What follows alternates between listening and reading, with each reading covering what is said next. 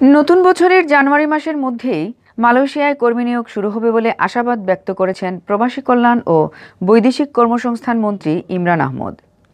তিনি বলেছেন, জনশক্তি কর্মসংস্থান ও প্রশিক্ষণ ব্যুরোর বিএমইটি ডাটাবেজের মাধ্যমে শ্রমিক পাঠানো হবে। কর্মীরা ন্যূনতম খরচে সেখানে যেতে পারবেন।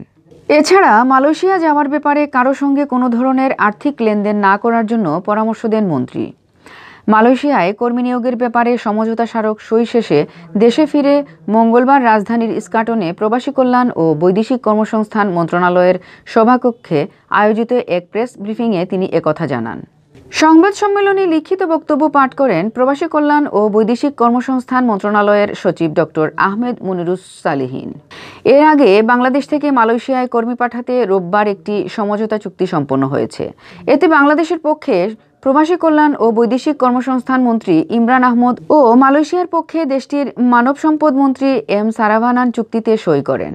এই চুক্তির ফলে প্রায় ৩ বছর বন্ধ থাকার পর ফের উন্মুক্ত হচ্ছে মালয়েশিয়ার শ্রমবাজার।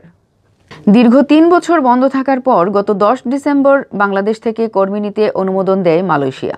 দেশটির সব সেক্টরে কর্মী নেওয়ার অনুমোদন দেয় মালয়েশিয়ার মন্ত্রিপরিষদ। বিশেষ করে গৃহকর্মী, বাগান, কৃষি উৎপাদন, পরিষেবা, খনি ও খনন এবং নির্মাণ খাতে বাংলাদেশি কর্মী নেবে দেশটি।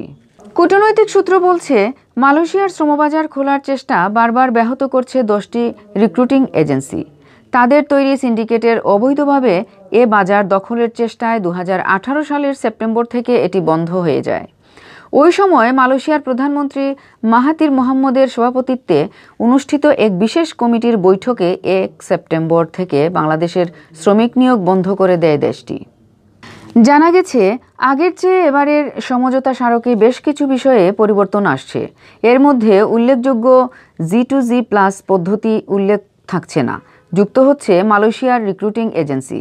থাকছে কর্মীদের বাধ্যতামূলক বীমা, কর্মীদের দেশে ফেরার ব্যবস্থা ও খরচ বহন করবে নিয়োগদাতা। চুক্তিমেয়াদে কর্মীদের দায়িত্ব নিতে হবে মালয়েশিয়ার রিক্রুটিং এজেন্সিকেও।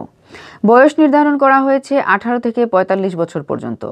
তবে কর্মীদের মালয়েশিয়া যেতে অভিবাসন ব্যয় বা খরচ কত হবে তা শিগগিরই জানা যাবে।